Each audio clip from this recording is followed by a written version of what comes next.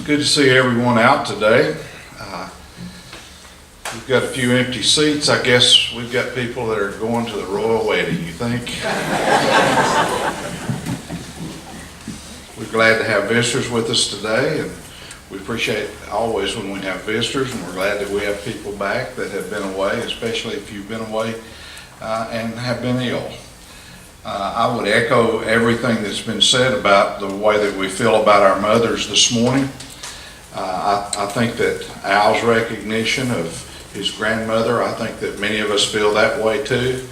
I also think it's always appropriate to say that there are people who are very, very mothering and motherly that have made huge difference in people's lives that may not have necessarily physically born a child. And we ought to think about that as well. Some of the most important people in some of our lives fit into that category. So we celebrate mothers today. David, we're sorry about your loss, and certainly we'll be remembering you in our prayers, and Mary Kilbride also. Her mother has been sick a very, very long time.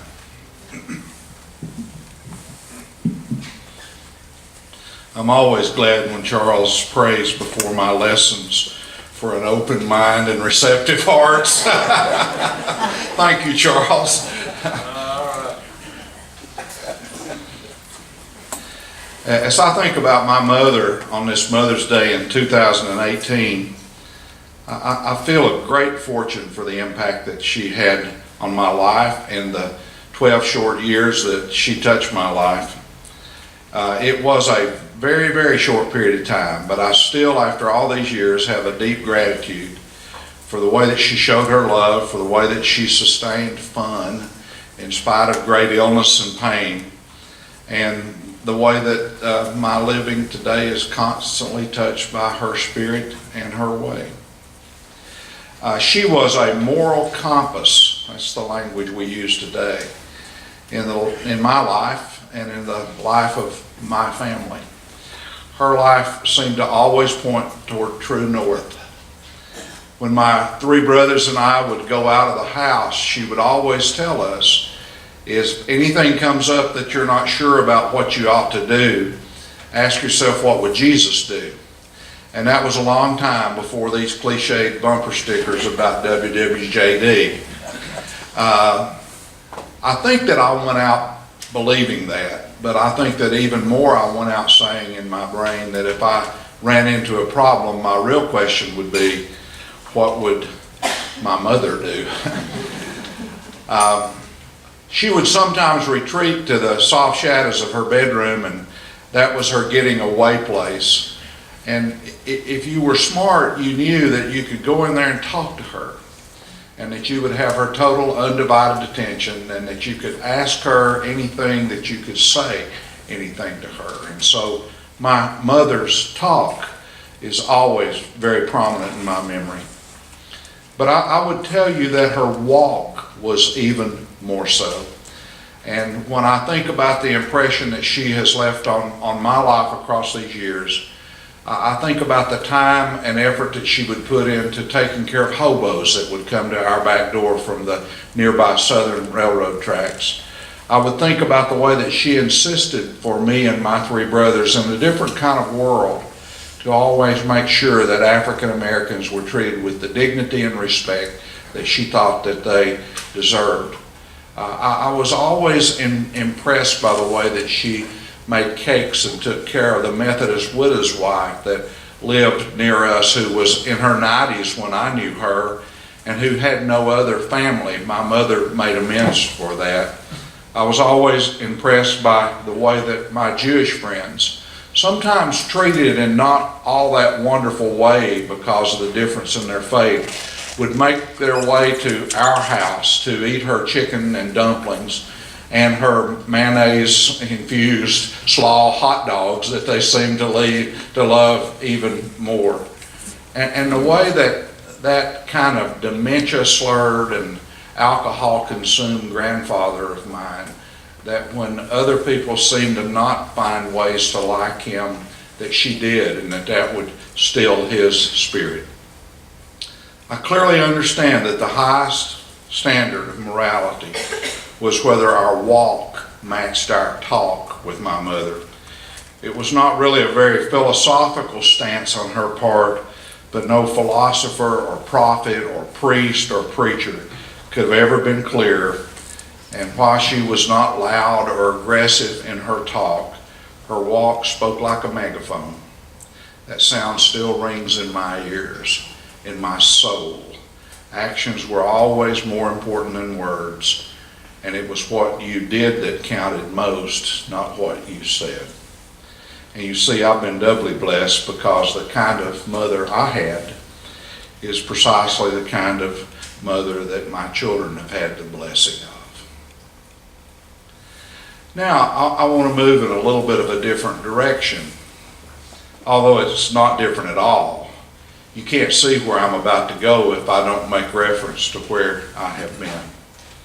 We have two words in our vocabularies that are polar opposites.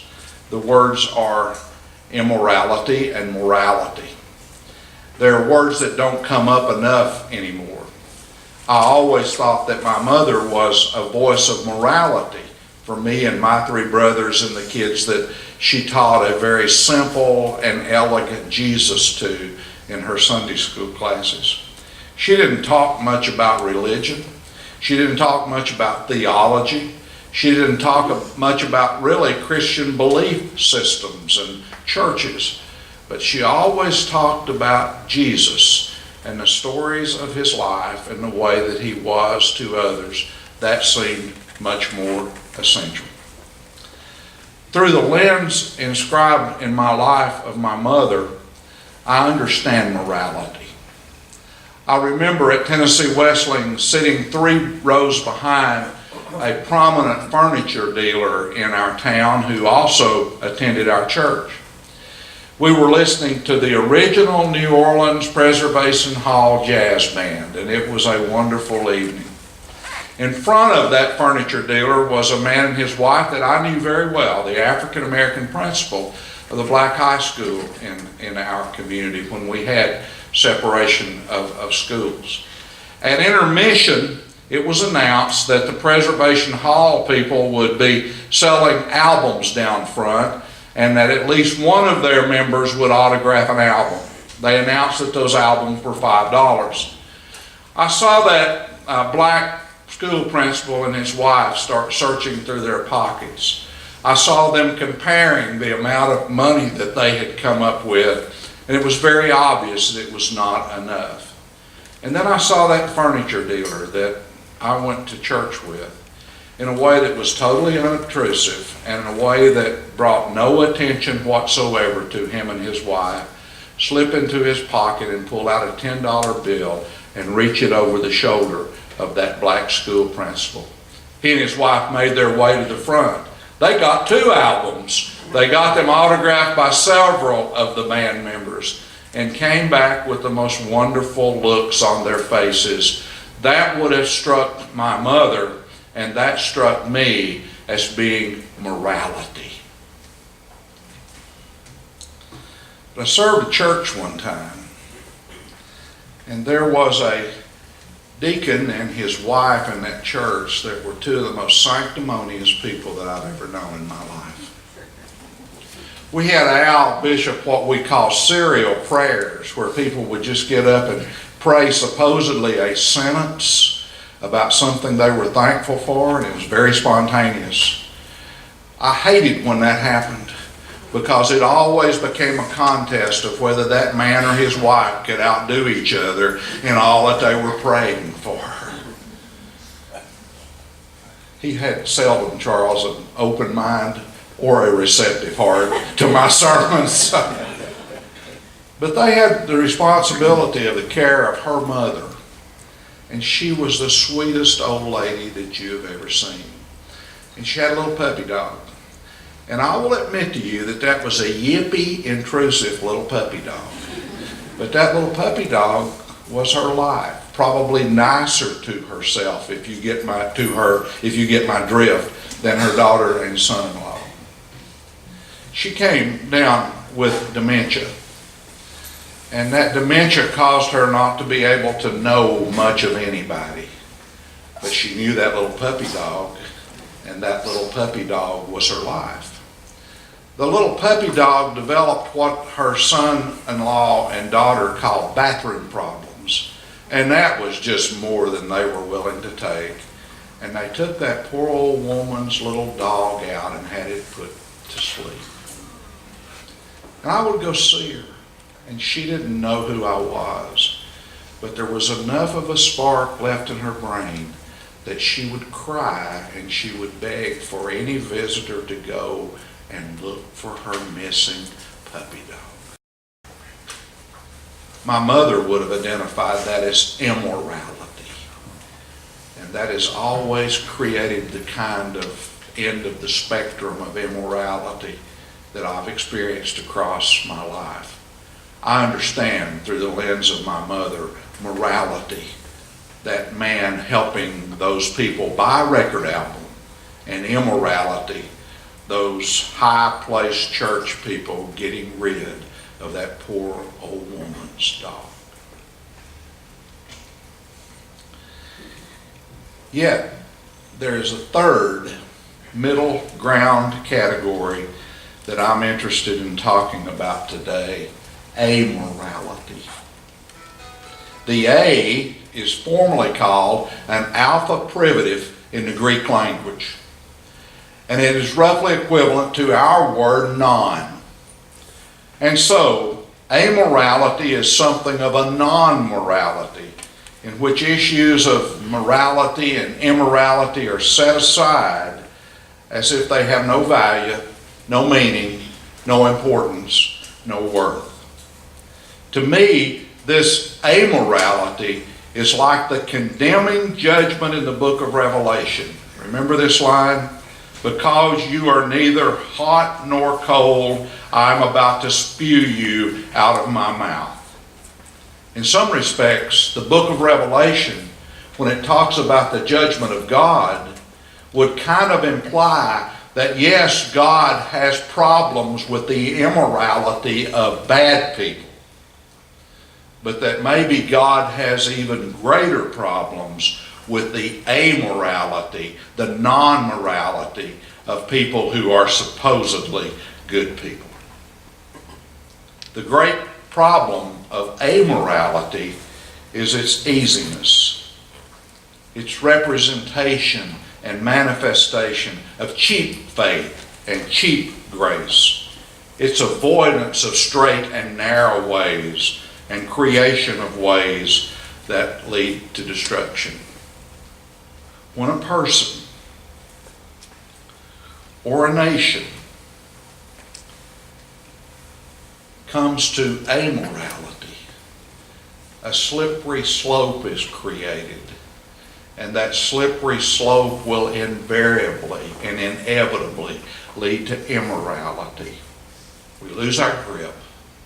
Everything goes out of control, and the center that once served as an anchor and substance for our lives is lost. I desperately worry that we are living in the midst of a distinctly amoral time that demeans and degrades the values that established our nation and the values that have been advanced by our faith. I deeply fear that we are living in the midst of an amoral time. How would you know that? How would you know that ours is a time of amorality? I have 2 or 3 suggestions. Number one, and at this point I'd go all the way back to Socrates and Plato and that great church father, St. Thomas Aquinas. These great thinkers believed that there are matters of science, and that those matters of science relate to reason and thinking and the political dynamics of our world and the economic dynamics of our world. There are matters of science, reason, thinking, politics, economics. And these great thinkers believe that we should take these matters of science very seriously and that we should try to do as much with them to allow them to progress and to grow as we possibly can. And so they were not in any way interested in moving back to some non-scientific, non-thinking, non-political, non-economic world. I agree with that. But these great thinkers said also that there are matters of value. And that if we don't have matters of value that are equally, if not more important to all of our matters of science and thinking and politics and economics, if we do not have matters of value, these great thinkers believed that all of the other will lose its guidance, will lose its direction, and be as likely to go down wrong roads as right roads.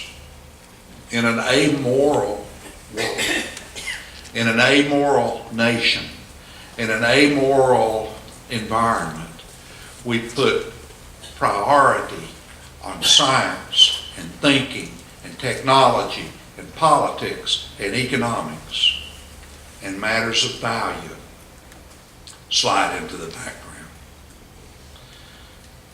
Number two, in an amoral world, people tend to see things that are wrong without any equivocation and look the other way. It's as simple as that. Sometimes they look the other way because